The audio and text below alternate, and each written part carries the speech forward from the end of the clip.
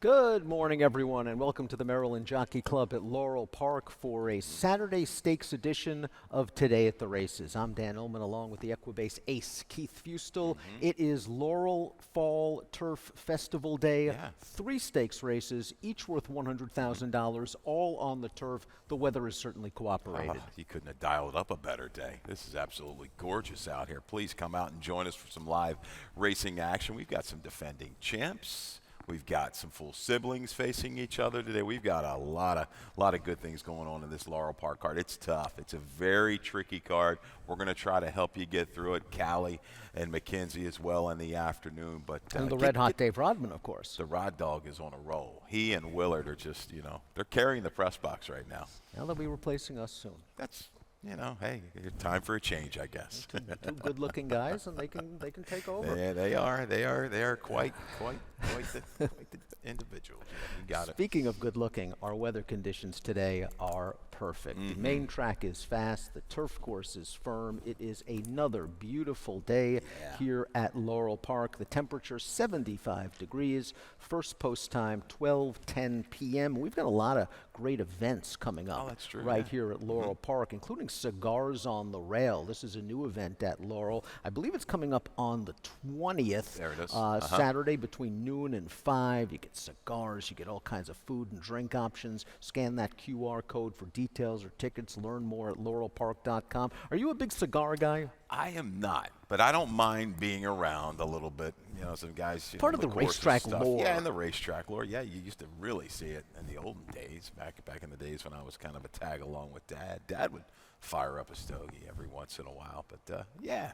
I don't mind. We've Good got stuff. some great sponsors presented by WBAL News Radio. They'll be on hand for Cigars on the Rail Day. And then this is what I know you're excited for. We've got our Autumn Handicapping Challenge on Saturday, September the 27th. That's Laurel Futurity and Salima Day. Those are usually 2 excellent betting races.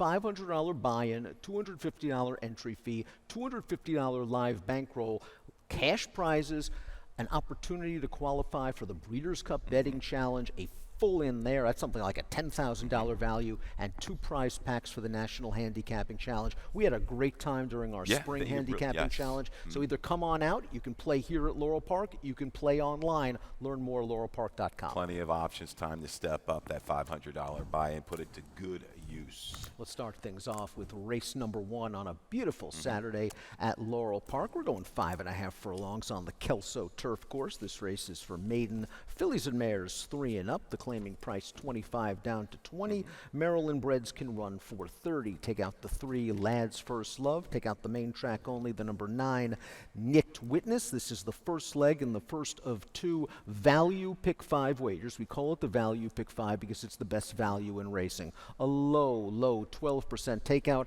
on this 50-cent minimum wager. And Keith, you have a ticket for us. There's your opener. I've really got no clue. 1, 5, 6, 7, 8, 10. And when I started at that, I said, this is not going to be good. This is going to be a doozy of a ticket. I think the original was about $1.44. Like, I just can't bring myself to do that to the fans. But if you got a group of people, start with this, add where you like. I've got the horses that I really like into the mix. So spread with 6 in the opener. Race 2. 1 in the 4. Good luck, Chuck. Almost singled that guy for Robbie Bales. Number 4, Uncle Irish. Scratch the 2, Your Analysis, who was a player in race 2, in my opinion. We'll wait another day for that McMahon runner. Race 3, 2 deep with the 4 and the 10. Covered in crystal. We're going to talk about the breeding for this Trombetta runner. Really looks good. Race 4, 1 and a 10.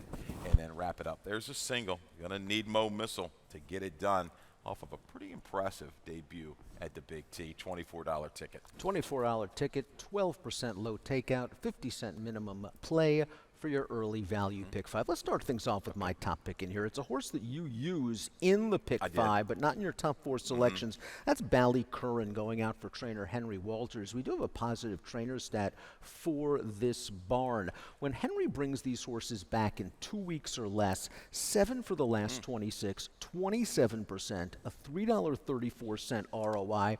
And I think Ballycurran ran a little bit better than it looks in her most recent start. It was down at Colonial. That pace was very fast, 21-4, 44-3. She was chasing in between. She dropped inside. She had to alter course back outside. She finished okay. Hazelwood, I think, is going to be aggressive with her getting out of the gate and try to get position without losing too much ground. Speaking of Hazelwood, he's riding well, and who bet Mary Epler's horse down to 2-1 in the nightcap? Hazelwood fans.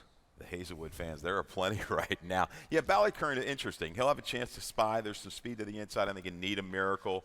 My Sunshine Girl may revert to kind of stalking tactics today. There were some pretty, picked it up through that second quarter last time. Now dropping is My Sunshine Girl. But I think Ballycurran will set a very good trip. I'm concerned about the last eighth of a mile. Tried to get on the turf at Laurel back in May. Now has her chance today.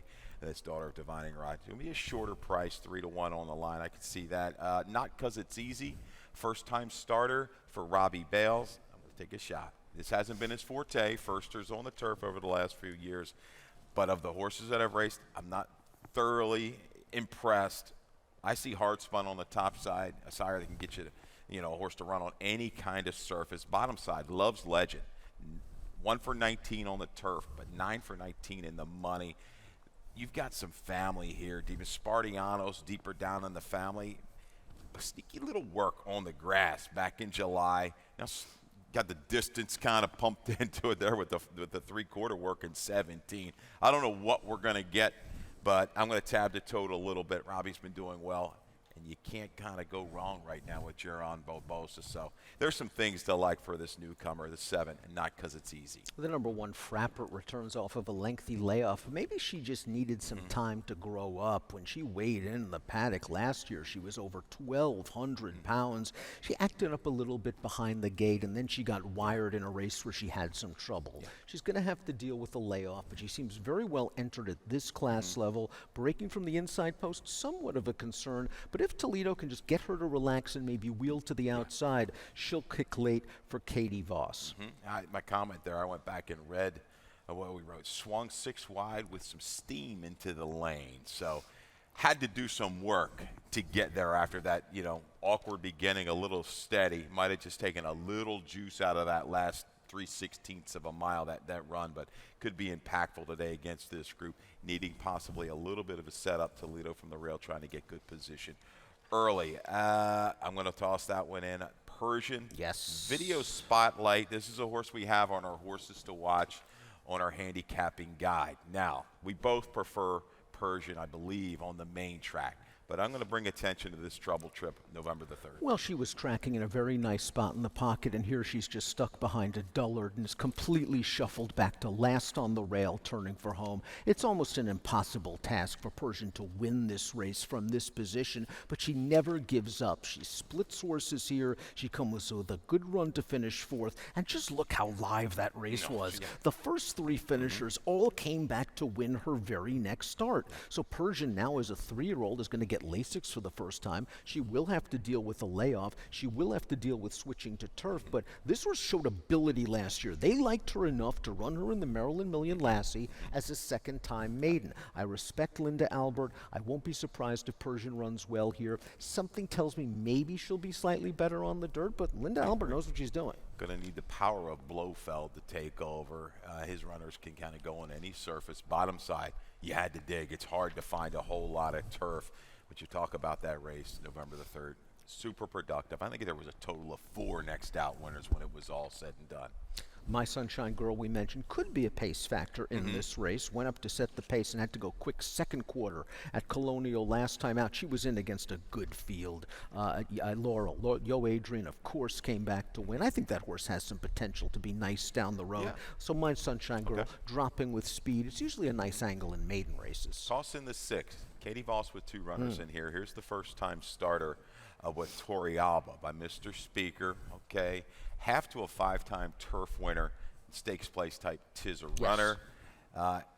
She hit with Big Wanda not too long ago on the go back, first time out on the grass. So again, tab the tote, see if you see a little bit of a consistent action on the 6th. ticklers. The breeding suggests, yeah, the turf should be just fine. But as evidenced by Keith's play in his early value pick 5, it's a wide open race. He'll go 7-1-8-6. I'll go 10-1, 5-4. Race number 2 is at a mile and a 16th on the main track. It's a claiming event for 3 and up, which have not won a race since March 13th, or which have never won 4 races. The claiming price $75,000 down to $7,500 down to $6,000. Take out the number 2, Your Analysis. Andres Chavez has the mount on the 5 Speak Unity. This is the first of 3 pick 4 wagers we have for you at Laurel Park this afternoon, a 50-cent minimum play. Let's start things off with our top selection here. The number 1, Good Luck Chuck. We have a video spotlight. This horse just aired at Timonium. Banking on a Barbosa Bales early double. Let's get it done. Good luck, Chuck. A huge fan.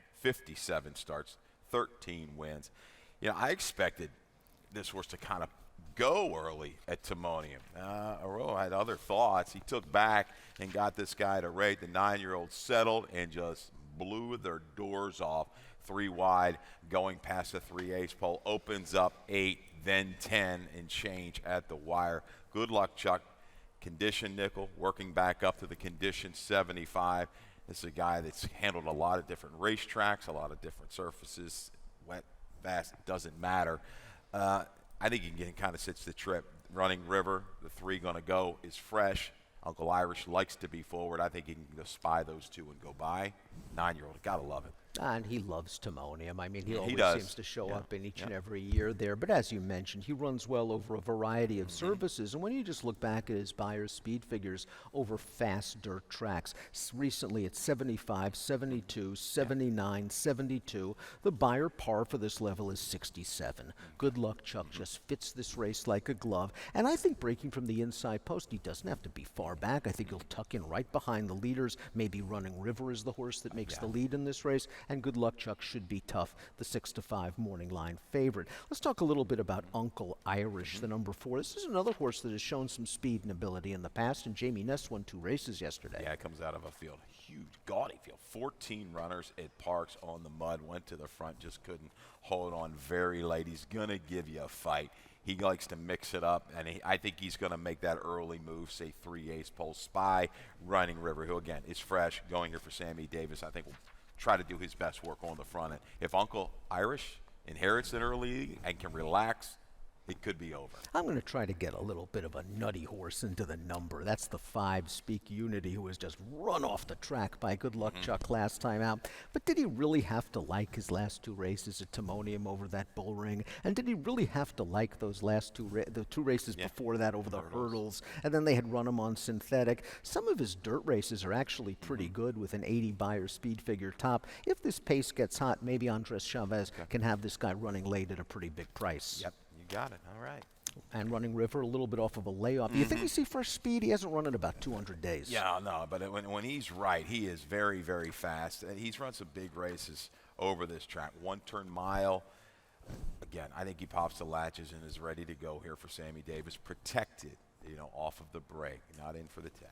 But Good Luck Chuck is a hardy horse. He's the horse to beat. 1-4-3-6 for Keith, 1-5-3-4 for me. Race number 3, a maiden special weight, 5.5 furlongs on the Fort Marcy turf course. This is a maiden special weight, 2-year-old fillies. Take out the 3, Curleen Spirit, the 6, Tipmany. Those are main track only runners. Take out the 5, Disney Belle. Gene Pacino has the mount on the number 9, Backwall Bandit. This is the middle pick 4, the first leg, 50-cent minimum wager. Again, 3 pick 4s offered by Laurel Park today. We both like this first-time starter for Michael Trombetta, the number 10, Covered in Crystal. Now, historically, Tromby likes to take his time with his young horses, but recently, the barn's just been on an absolute roll. 2-year-old first-time starters in turf sprints. He's 4 for the last 11, and look at that ROI. $11.56, and I'll let you go over this pedigree because it's strong. I had it written down the last 3 years on the turf, 5 for 22 with 23% ROI, $6. Can't go wrong with that kind of number. Quality Road, top side, bottom side, Giant Crystal, 4 for 4 on the money turf, all thirds, topped at a 78. But the family is certainly there. Crystal Quest, American Giant, really nice horse, who is 2 for 2 at 2 sprinting on the turf. That could be key, because when I looked at the pedigree first, I was a little bit concerned that maybe this is more of a distance pedigree, and perhaps this is a race to get started. But you mentioned that there are some siblings, there is some in this family that have run well sprinting. So I'm hoping Covered in Crystal just breaks out of there running under Jorge Ruiz. Talk me on to the 4, Kitty Up, a Maryland bred by the young stallion Engage. Yeah, Engage. Not a lot of chances so far with the turf runners. I think might have one winner. Mare, though, I should say Phil Capuano, 4 for 14 dirt to turf with maidens over the last couple of years, 236 ROI. Half Sib was 2 for 5 in the money. I just like this move, just kind of got that prep over at the Big T. I think should be ready, shortening up a little bit. Back to the one turn. I think Kitty Up's got some value. Beckwell Bandit, again, Gene Briseno on the 9. This horse got some experience and valuable experience at that, debuting on dirt at Delaware. I thought that track was pretty speed friendly, and at least she showed a little bit of speed. There's some class in this pedigree and a little bit of turf. The Dam's a full sister to Constitution, a very good dirt horse and a good stallion. Also a half to a horse named Boynton, who was a British Group 2 winning turf sprinter. So there's some turf here, and again, this horse has some experience. Maybe we'll see some speed again. Yeah, and I think this horse is not a horse you can completely dismiss stretching out down the road when looking at the breeding. And I didn't think she had the most comfortable of trips either. She looked like she got in a little bit tight turning for home, kind of sucked back out of from between horses at the quarter pole and dropped inside. I like the effort to the wire. I think Backwall Bandit can make a run from off of it. Christmas Jones is the only horse in the race with prior turf experience, and this filly showed some good speed in that race for Kerry Bryan. We do have a trainer stat for Kerry. Barnes been doing very well on the flat. We know she has a lot of jump horses as well. Between August 15th, September the 10th, 25% winners, a $2.29 ROI. She set a fast pace in that debut, and then tired. The race was won by a deep closer, which makes me think that pace was pretty fast. Yeah, contested pretty much. I mean, yeah, length clear, but had to work to do it. 4th place finisher did come back and win its next start. Brittany Russell has 2 first-time starters in here, the 7 Clawless Brit, the 8 No Mo Muffins. Looking at the work tab, it appears that No Mo Muffins has been working in company with Share Success, who won first out on dirt here the other day with a 50 buyer speed figure. It'll be interesting to see how these two take to the turf. I mean, I can't remember the last time we've got a maiden race, and what's this, a field of 7? Now it's all said and done. 2 Brittany firsters. I don't have either one in my top. I should have my head examined. I have one. I have Clawless Brit down in at 4th, so my head doesn't need to be examined as much as Keith's.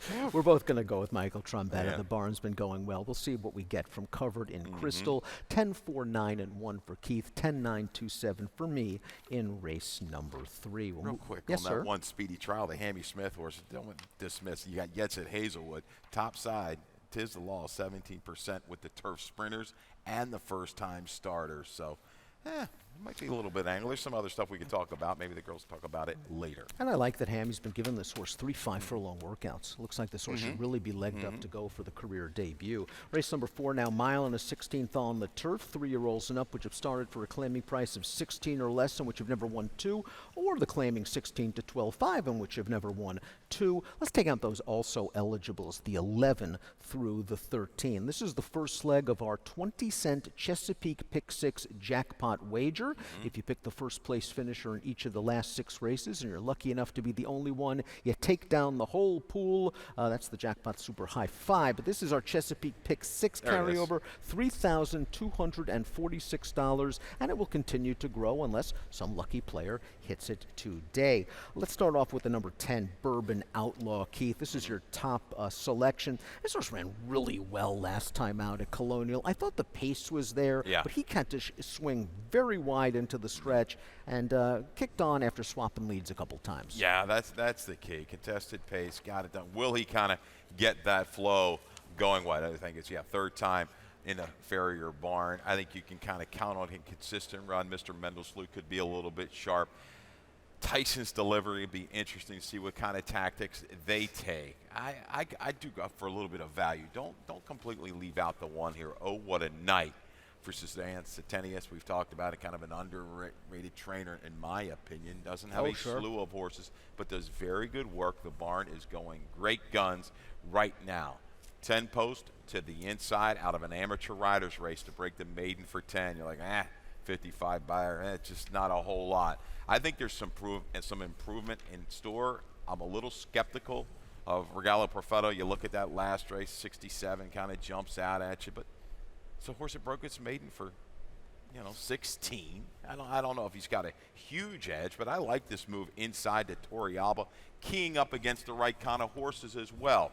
I look back at that race on June the 27th at Delaware, 4th place finisher. Just missing a 2 in life at Penn with a 69. Improvement there. Great composer who ran right with Tyson's Delivery. A little key horse angle for me. At that kind of number and a bigger field, I think we can get great position moving outside to inside. Yeah, Oh What a Night should show some nice tactical speed, should be up close to the pace, if not outright in front. Tyson's Delivery, a very interesting horse as well. Yeah. Got out there early and was pushing the pace, kind of got rated back a little bit, and then finished behind Regalo Perfetto. I think this time around they're not going to be as aggressive leaving the gate. She's shown that ability. He's shown that ability to rate and finish before. I think that's a good move for him. Yeah. I'm going to be a little bit more forgiving with the 8 Regalo Perfetto than you. I know you realize that 67 buyer could be an outlier, but when he did win for the 16-3 back, he earned a 63 and only his 3rd lifetime start. Last time out, he was 40-1 in that race at Colonial. It was a very tough spot. The favorite won that race, Jack's Legend. The runner-up came back and won a restricted allowance with a 75 buyer speed figure. He was very eager in the early portion of that race, pulling his way along in between horses. I think he can relax just off the leaders, 2nd, 3rd, 4th, no farther back than the 2nd flight, and make a run for Daniel Centeno. Yeah, Madison Myers, dangerous on the turf. Yeah, Jack's Legend. Okay. Interesting, hard held. We'll see if he can relax a little bit better. This flow of this race has got me completely whacked out. I can't quite envision it. That's the first thing I always got to do is how are these races going to develop? And you're talking about Tyson's Delivery.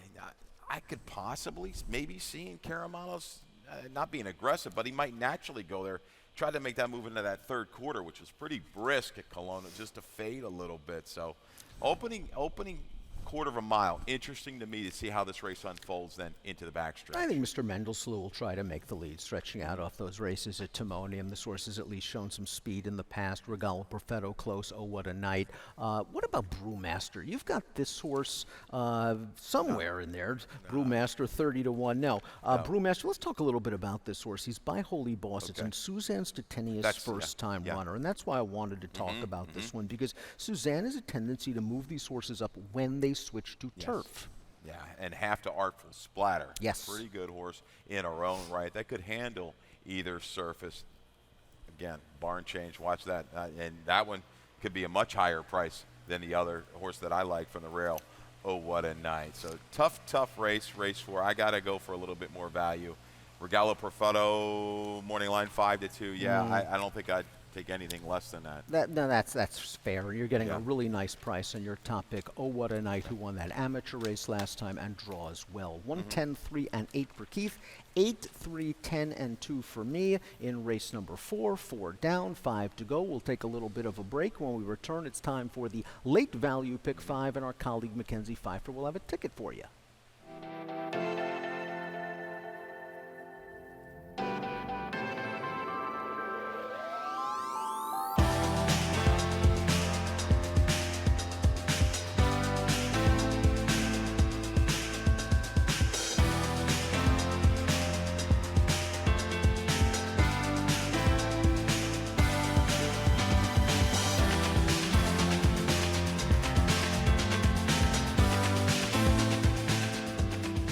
Welcome back to Today at the Races. I'm Dan. He's Keith. It's our fall turf festival here at Laurel Park, and we're getting ready for our late value pick 5. We'll take a look at the field for race number 5. We're going 5.5 furlongs. Maiden claiming event for 2-year-olds. 16 down to 12.5. Maryland breds eligible for the 20. Taking out the number 5, Soul Sucker. Again, our value pick 5 races 5 through 9, including those 3 turf stakes races. Low 12% takeout on this 50-cent minimum wager. I think it's the best bet in racing. Mackenzie Pfeiffer has a ticket for us. All right, $32 ticket for the late value pick 5. Again, 12% takeout.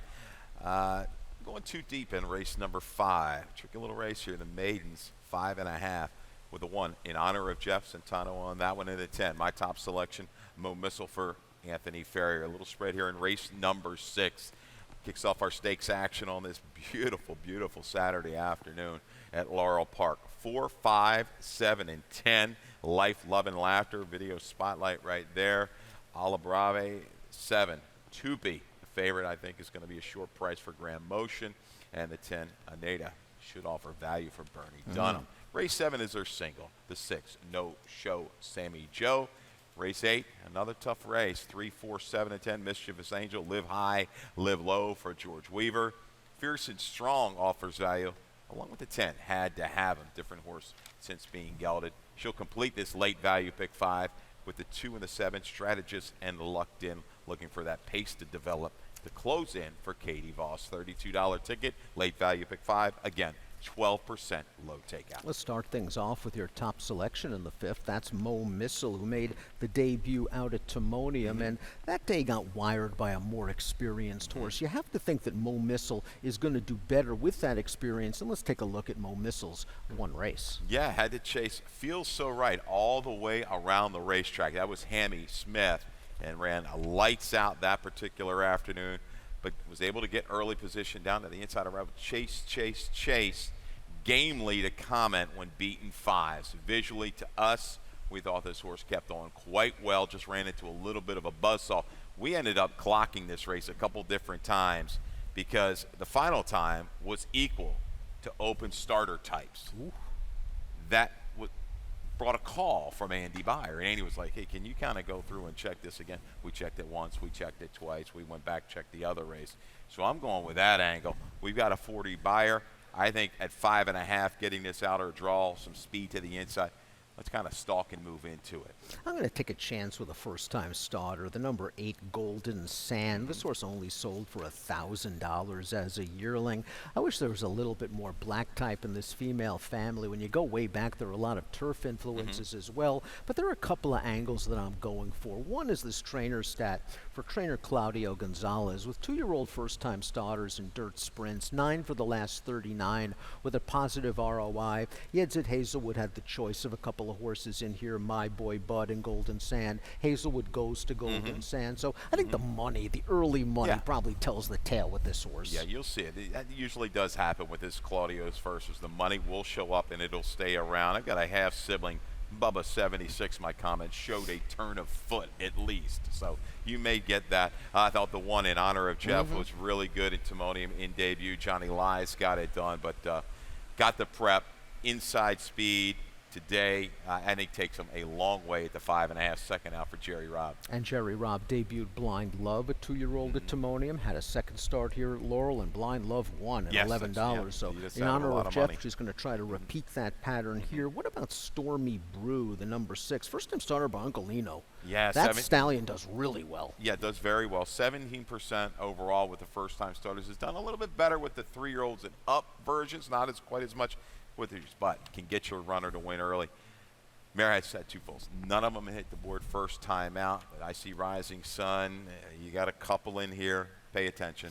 Money usually from that outfit will show a little bit. What about Duck Duck Goose? Kelly Breen historically does well with first-time starters, shipping this one down from his New Jersey base. Duck Duck Goose by Just Leo. This is a New York bred. A little bit of a gap in the work tab. Last workout came back in August, so it's about 3 weeks. But this is something Kelly Breen does. He takes it easy with these first-time starters. And I have that last work, a little bit of Rodman work, equal to Pronti Omino, another Kelly Breen runner by the same stallion, Just Leo. Did one off of that by 10. Oh.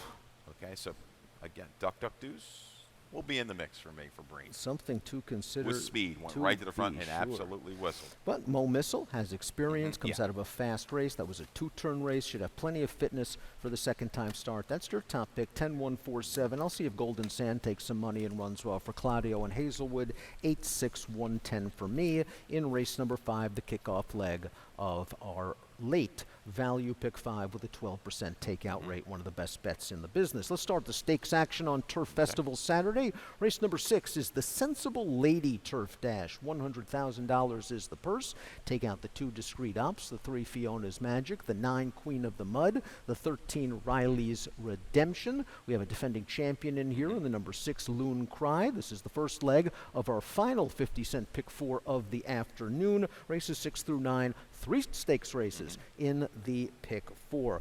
Let's start things off with Flamingo Way. This is your top selection. Right. 12 to 1 on the morning line, and we have a video spotlight. And thank you, Phil Brooks, and TV department, getting this late edition.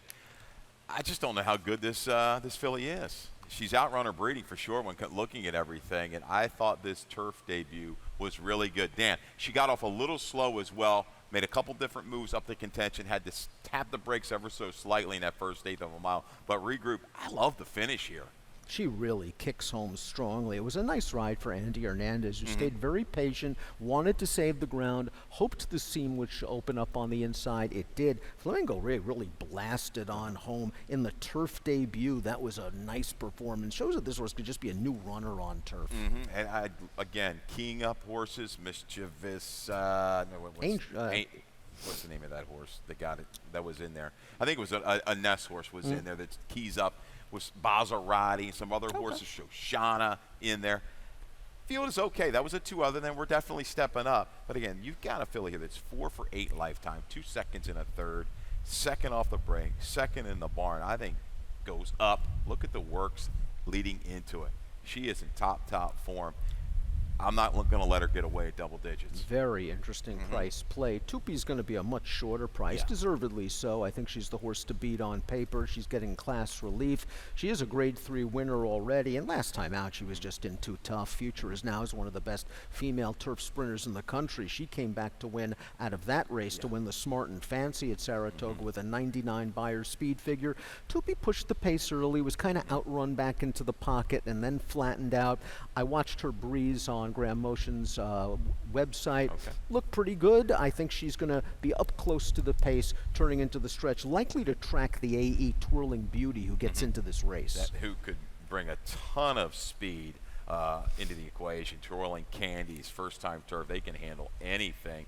Going back to Tupi, William Humphrey, again, please make use of this handicapping guide that we have on the website. It's free.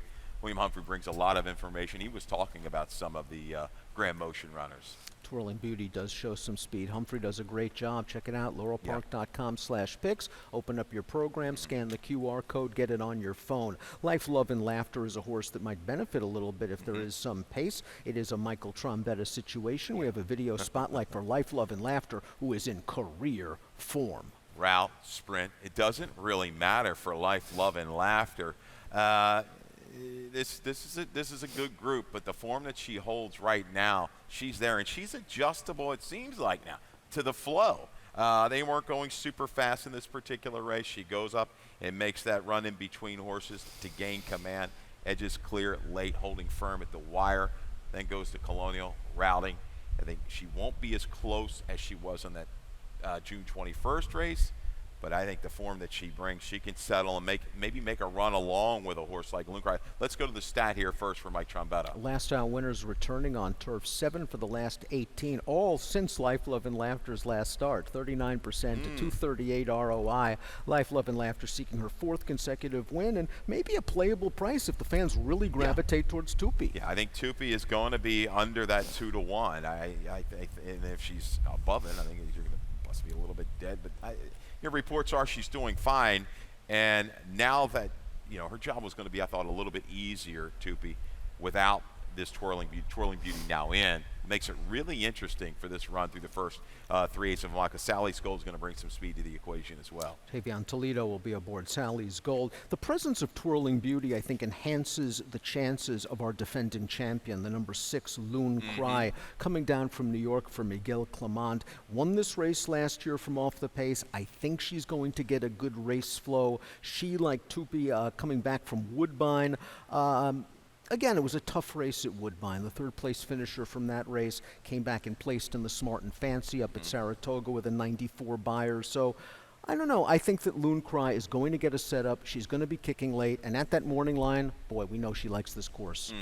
We have a video spotlight. Yes, we do. Of Loon Cry's Winning win this race. in the Sensible Lady Turf Dash. It's a really good ride by Sanchez as well this particular afternoon. Patient, was able to save as much ground as possible. He moves actually to the inside of a rival approaching the stretch. Love that. And then goes and swings 6, 7 wide when it was needed. And look at the finish through the last eighth of a mile. You want to talk about a horse leveling off to a top stride. Loon Cry right here at Laurel Park last summer. Just rolling right by the competition in the final 16th of a mile, and that's what Loon Cry does when she gets pace. She'll hope for some pace here, and they're using the same pattern as last year. They ran her up at Woodbine. She won there and came back and won this race. She didn't win at Woodbine this year, but I liked the fact that they're running the same pattern back with Loon Cry. And again, William Humphrey has discussed a little bit more about Loon Cry in that analysis. He didn't really think that got this horse going early enough at Woodbine. Made an excuse for the race at Aqueduct. Look at it, soft opening quarter, 23. They did pick it up, but caught wide trying to move into that flow. And then the return try, 3 back in the very one. Yes was the favorite. That was a tough-ass Pimlico. Big field, trying to work out a trip. There are definite excuses for Loon Cry. I think she's going to jump back to that lower to mid-80 range from a buyer scale this afternoon. Race number 7 is the All Along Stakes, going 1 1/8 miles on the turf. We're celebrating All Along, who won 4 grade Group 1 races on 3 countries in something like 41 days, was the horse of the year, I believe, in 1983. One of her big wins was the DC International right here. Scratch the 4 Mopo. That takes some of the speed out. Maybe Cut from Class is going to make the lead. We have another defending champion in here, the number 6, No Show Sammy Joe. Let's go to the video spotlight. Yeah, No Show Sammy Joe. Again, September 14th, All Along. And boy, really kind of relaxed beautifully. 2 for 2 with Ruiz, who is back today, just sitting chilly, and is going to be able to find that room here at the top of the stretch. And look at this run. He's going to bring a stout run to go clear. Gains command in mid-stretch. Faced some really tough fillies and mares the last couple races. Some grade 1, some grade 2. Gets a little bit of relief. Will Serona kind of bring some flow to keep Cut from Class occupied up top? You showed me a video off of the Racing Post from a couple races back on Serona's page. She was kind of keyed up, eager to go. Maybe she's going to be fresh too here, first time from motion to go with. But I think No Show Sammy Joe can defend. Yeah, No Show Sammy Joe. After that race, Graham told me that he thought No Show Sammy Joe was going to be one of the stars of the barn this year, and he treated her as such. Ran her in a couple of grade 1 stakes races, and then a couple of longer distance races in the last 2 starts. So a little class relief could go a long way for No Show Sammy Joe. I saw the workout on September the 5th. She went in company with Heredia, who just won a grade 2 race at Del Mar for Graham, and it looked like she handled Heredia pretty nicely. Right. So it looks like she's in good form. You're right about Serona showing the speed 2 starts back. She was just in a very tough Group 2 race last time out. It produced a couple of next out winners. The runner-up won a race in France, and we have a trainer stat for Graham regarding the number 1, Serona. Foreign shippers on the turf, 10 for the last 50, 20% to $2.13 ROI. They haven't had this horse very long, only a couple of workouts. Graham told me that maybe this is a race to get a starting off point in, but she's run so well against tougher competition. I think she fits with these horses. I think you'll get a great read. We'll see how she comes out of the gate, handles that, and then will she relax and rate just off a Cut from Class, or will they be aggressive? Again, that 2-back video that you showed me, she was kind of full of herself on the front end, and she gave way very grudgingly to a good group late.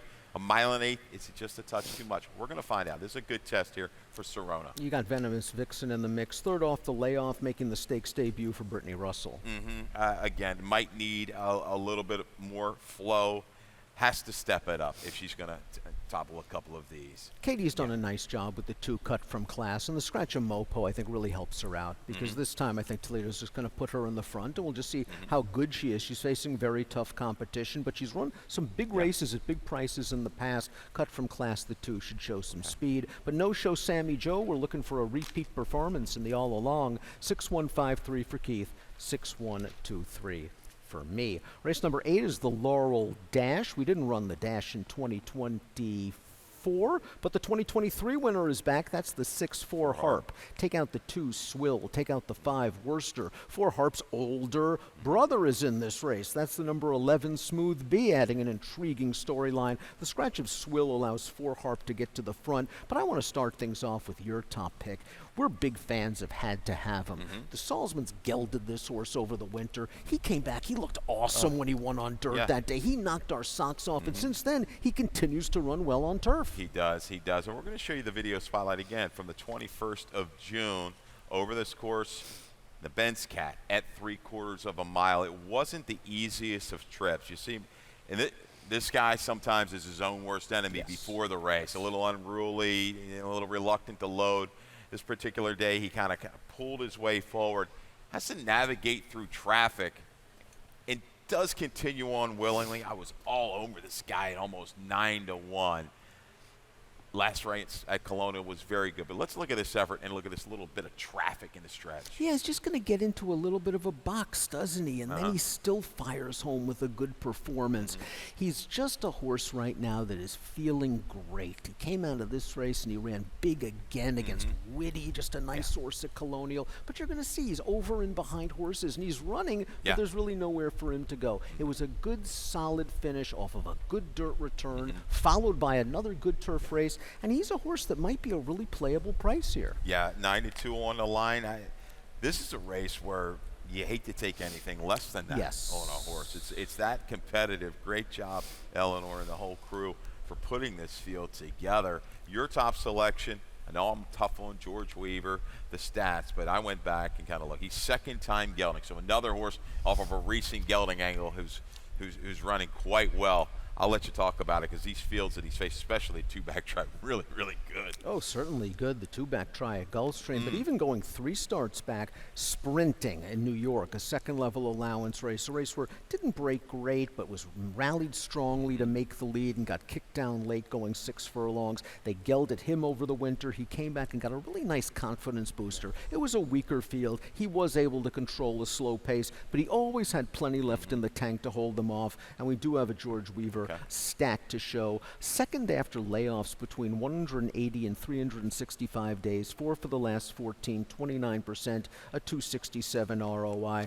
This horse I don't think is going to be on the lead today, cutting back in distance, but he's shown the ability to rate and finish. Yeah, you've got a horse like, 4 Harp, loves this turf course, very fast early. If he breaks, he's going. Voltage from the outside might possibly go here. This horse draws in the 12. Pay attention for Trombetta. First time blinkers on. You even, liked who he had faced down at the fairgrounds. So brings in a little added speed to the mix. Rod Dog, Dave Robiner, great track announcer, really likes a horse in here, and it's the 3. Mischievous Angel for Georgie Abreu. Let's go to video spotlight for this one. This is a horse that runs very well fresh. You're going to get that again today.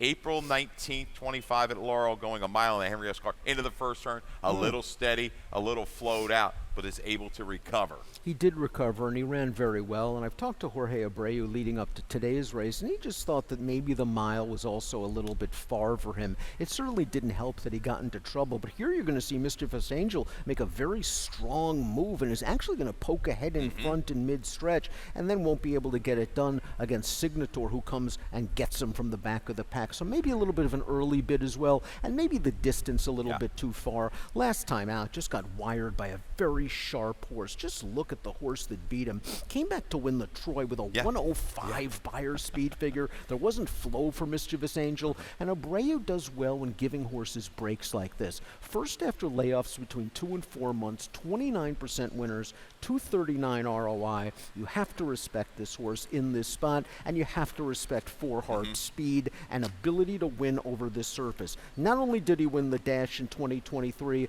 he took the King Leatherberry in 2025. Like the way he recovered last time. Didn't break the greatest, was able to gut it out from just off the pace. Both these horses, 4 Harp, Smooth B's, what he's made almost over 200,000 and hasn't won yet on the turf. But, I mean, the money he's accumulated on the grass. Great rendition here of the Laurel Dash. I know we're running a little short on time, 22 minutes until post time. We're going to scrap the video that we're going to show you in race night because I know we're running a little short on time.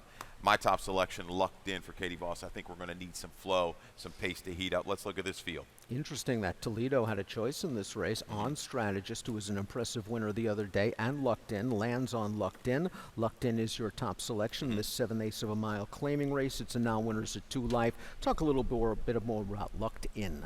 I think, was able to run down a loose leader. That was key to me. They went fast, 22 and change, 45 and 3. But just sustain that run. I mean, we're going third off of a break for Katie Voss with, I think, a couple questionable speed times. It'll be interesting to see the first quarter of a mile. Will Strand Road go, Strategist or City Panda? City Panda was sharp at the Big T. I think Strategist is going to go to the front in this race. It was pulling a little bit early last time out, settled in second, took over and just dominated that field for Anthony Farrier. We'll show the video and stat later on the show. Strategist ran very, very well that day. We've seen these Kentucky invaders do well over the circuit. It looks like Farrier might have another fine. 2715 for me, 7132 for Keith in the finale. Great 9-race program here at Laurel Park. 2 value pick 5 wagers with low 12% takeout. 3 $100,000 stakes races on the turf. Did I mention the beautiful weather? Mackenzie Pfeiffer, Callie Francois, Dave Rodman. They'll take you through the afternoon. And let's go up to the top of the stands for the voice of Maryland Racing. Dave Rodman with his scratches and changes. Good luck.